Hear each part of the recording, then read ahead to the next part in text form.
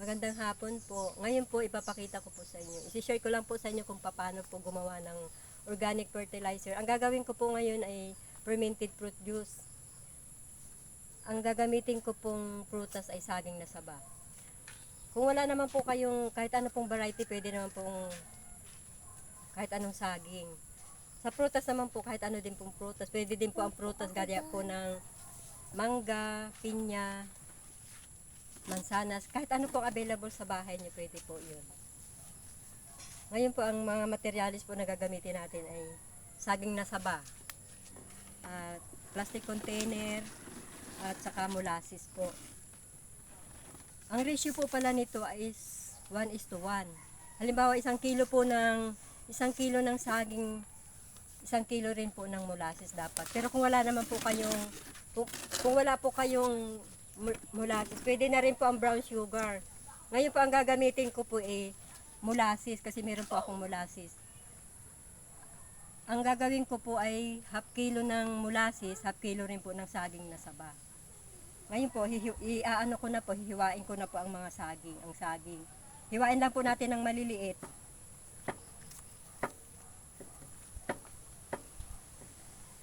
Kailangan po pala malinis ang kamay, kasi pag hindi po malinis ang kamay, baka po makontaminate po yung gagawin natin, ipiferment natin na fermented fruit juice. Kailangan po malinis. Ngayon po ilalagay na po natin sa plastic container ang saging na saba. Kailangan po tight po yung takip para hindi po pasukin ng mga insekto.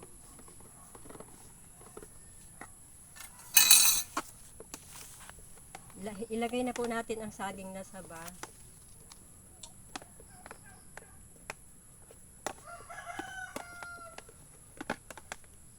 Tapos ihalo na rin po natin ang molasses. Sabi ko na nga po, kung wala po kayong molasses, pwede po ang brown sugar.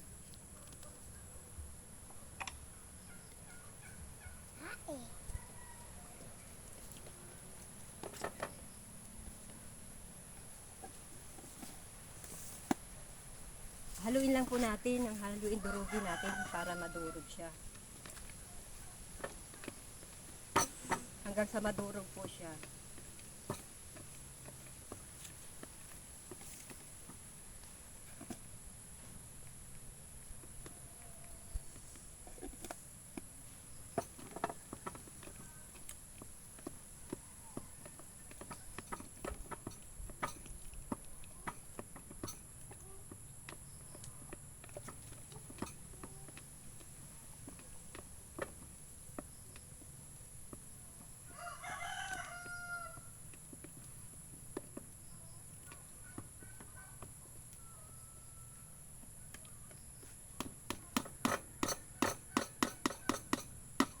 Ngayon, takpan po natin ng maayos. Kailangan po takpan ng maayos para hindi po siya pasukin ng mga insekto at hindi po masira. Lagyan po natin ito ng label para alam natin po kung kailan natin i-harvest. Sa 1 week po pwede na rin. Pero mas maganda po kung 2 weeks to 1 month. Mas effective po yan. Ito na po siya.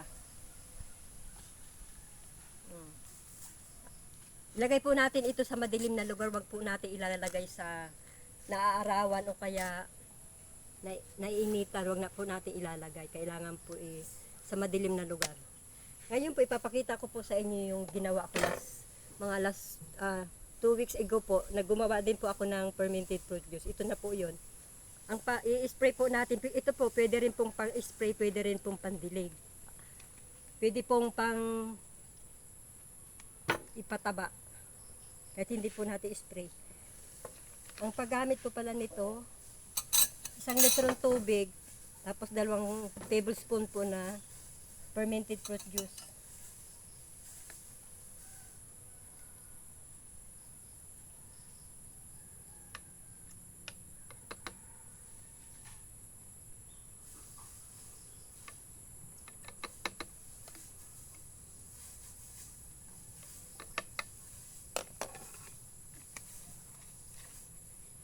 Ayan, i-spray po, anuhin mo natin, ihaluin lang po natin, i-mix natin para na-dissolve po sa tubig.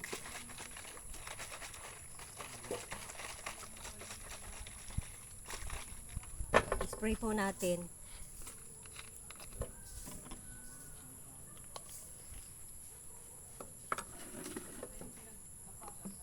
Pwede rin po ito sa mga ornamental plants, pwede rin po sa mga gulay, prutas.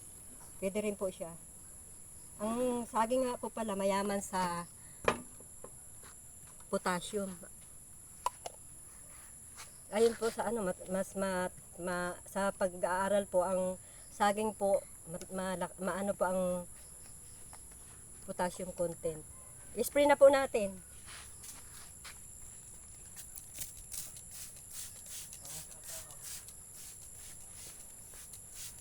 Ito po yung orchids ko, man namumulaklak na oh.